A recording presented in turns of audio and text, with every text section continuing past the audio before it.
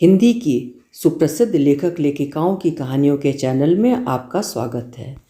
आज सुनिए अमृता प्रीतम जी की लिखी हुई कहानी एक जब्तशुदा किताब, जिसकी स्टोरी लाइन है पति की मृत्यु के बाद उसकी पत्नी और प्रेमिका के बीच हुई दिलचस्प मुलाकात जिंदगी की कई सच्चाइयों पर से पर्दा हटाती है, कई बंधी हुई गांठों को धीरे धीरे खोलती है। तो शुरू करते हैं कहानी। वे दोनों एक दूसरे को आमने सामने देखकर नीचे धरती की ओर देखने लग पड़ी। नीचे कुछ भी नहीं था, पर दोनों को पता था कि दोनों के बीच एक लाश है। सब लोग चले गए। सब लोग जा सकते थे इसलिए चले गए। माँ दूसरे बेटे के पास रहने के लिए, दोनों बच्चे हॉस्टल में। अब सिर्फ मैं हूँ अकेली। बच्चे छुट्टियों में आएंगे, कभी कभी माँ भी आएंगी। हाँ, कभी कभी, पर मेरे पास कभी कोई नहीं आएगा। आज तू जिंदगी में पहली बार घर के अगले दरवाजे से आई है। यह दरवाज़ा तो तेरा था, कभी भी मेरा नहीं था इसलिए। पर जब तू पिछले दरवाजे से आती थी मुझे पता चल जाता था। उस दिन एक मर्द अपने घर में ही चोर होता था। घर में नहीं, सिर्फ बागीचे वाली अपनी लाइब्रेरी में। वहाँ मैं उसकी एक किताब की तरह हुआ करती थी। पर औरत एक किताब नहीं होती। होती है, पर जब्तशुदा। क्या मतलब? यही कि तू शादीशुदा थी, मैं नहीं। एक औरत जोर से हंस पड़ी। शायद उसका सारा रुदन हंसी की योनि में पड़ गया। वो उस दूसरी औरत को कहने लगी, इसीलिए आज मैं विधवा हूँ, तू नहीं। मेरा हक ना पहले लफ्ज़ पर था ना दूजे पर। तूने मुझसे बस ये 2 लफ्ज़ नहीं छीने, बाकी सब कुछ छीन लिया। एक और भी है, तीसरा लफ्ज़, जो सिर्फ तेरे पास है, मेरे पास नहीं। कौन सा? उसके बच्चे की माँ होने का। 3 लफ्ज़, सिर्फ 3 लफ्ज़। पर वो खुद इन 3 लफ्ज़ों से बाहर था, इसीलिए खाली हाथ था। पर इन लफ्ज़ों के सिवा उसके पास मोहब्बत के सारे लफ्ज़ थे। हाँ, पर जब ये 3 लफ्ज़ जोर से हंसते थे, जिंदगी के बाकी लफ्ज़ रो पड़ते थे।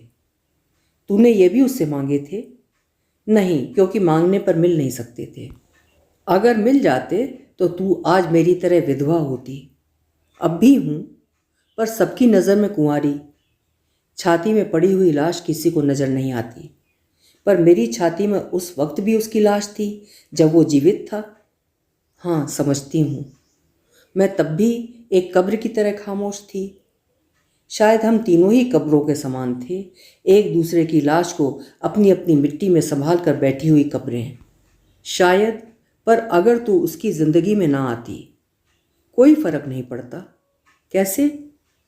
फिर वो खाली कब्र की तरह जीता? शायद, शायद नहीं। उसने अंतिम समय में कुछ कहा था? कुछ नहीं, सिर्फ अब जो कुछ तुझसे गुम हुआ है वो मुझसे भी गुम हो चुका है, इसलिए जो कुछ उसने कहा था मुझे बता दे।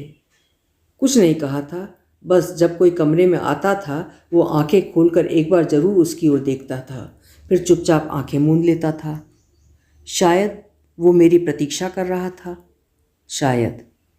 तूने मुझे बुलाया क्यों नहीं था? घर में उसकी माँ थी, उसका छोटा भाई था, बच्चे भी। मैं सबकी नज़र में उसको बचाना चाहती थी। क्या खोया, क्या बचाया, इसका हिसाब लग सकेगा? मैंने जो खोना था खो चुकी थी, मुझे अपना ख्याल नहीं था। तूने ठीक कहा था, अगर मैं उसकी ज़िंदगी में ना आती, मैं नफ़रत के दुख से बच जाती और शायद दूसरे दुख से नहीं बच सकती थी। दूसरा दुख? खालीपन का। शुरू से ही जानती थी, पाकर भी कुछ नहीं पाया। वो मेरे बिस्तर में भी मेरा नहीं था। खाली खाली आंखों से शून्य में देखता रहता था। फिर तो तुझे तसल्ली होती होगी अगर वो अंतिम समय में भी सिर्फ शून्य में देखता। शायद होती, ये तसल्ली जरूर होती कि उसकी लाश पर सिर्फ मेरा हक है। पर अब लगता है तूने उसकी लाश भी मुझसे छीन ली है। सिर्फ लाश नहीं, उसे भी छीना था जब वो जिंदा था। वो अकेला कभी नहीं था, उसके अंदर तू भी शामिल थी, बच्चे भी। मैंने जब भी उसे पाया, तेरे और तेरे बच्चों समेत पाया।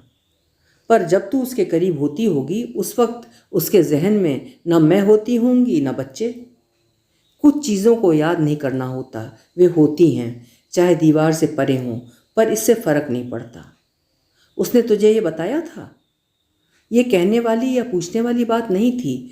जब वो कभी अकेला होता तो शायद पूछ लेती, पर वहाँ लाइब्रेरी में वो सदैव तेरे पास अकेला होता था। वहाँ उसकी बीवी एक खुली किताब सी होती थी और बच्चे भी किताबों की तस्वीरों की तरह। और तू, मैं एक खाली किताब थी जिस पर उसने जो इबारत लिखनी चाही कुछ लिख ली। तन की इबारत भी? हाँ, तन की इबारत भी, पर वो बहुत देर बाद की बात है। बहुत देर बाद की? किससे बहुत देर बाद की? मन की इबारत लिखने से बहुत देर बाद की। क्या उस वक्त भी मैं खुली किताब की तरह उसके सामने होती थी? हाँ, होती थी, इसीलिए वो हमेशा एक कांपती हुई कलम की तरह होता था। वो बच्चों को बहुत प्यार करता था। हाँ, इसीलिए उसने अपना दूसरा बच्चा दुनिया से लौटा दिया था। दूसरा बच्चा? वो मेरी खाली किताब में एक फटी हुई तस्वीर जैसी बात है। दोनों गहरी चुप्पी में खो गईं, पहली खुली हुई किताब की भांति और दूसरी खाली किताब की तरह। फिर पहली ने एक ठंडी सांस भरते हुए कहा, पर आज तू मेरे पास क्यों आई है? क्यों? पता नहीं, मैं ही तो तेरे रास्ते की दीवार थी। वो दूसरी पहली के कंधे पर सिर रखकर रो पड़ी। कहने लगी, शायद इसीलिए कि जब तक कोई बहुत अकेला होता है उसे किसी दीवार से सिर लगाकर रोने की ज़रूरत होती है। अभी आप सुन रहे थे अमृता प्रीतम की लिखी हुई कहानी एक जब्तशुदा किताब। फिर मिलेंगे कल किसी दूसरी कहानी के साथ। आपका समय शुभ हो।